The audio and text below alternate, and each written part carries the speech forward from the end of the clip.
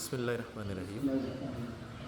বয়রাডাঙ্গা সরকার বাড়ি বাইতুল আজিম জামে মসজিদের নতুন একটি দেয়াল ঘড়ি স্থাপন করা হলো। আলহামদুলিল্লাহ।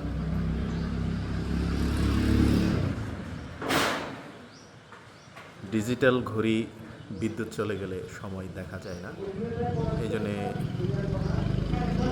অ্যানালগের শরণাপন্ন হতে হয়। একাধিক ডিজিটাল ঘড়ি রয়েছে, এই যে এখানে আরেকটি রয়েছে।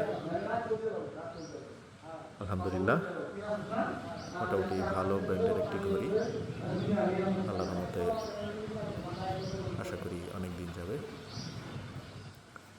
17ই জানুয়ারি 2025 খ্রিস্টাব্দ, জুমার নামাজ শেষে মসজিদে ঘড়ি স্থাপন করা হলো। না মামা যান।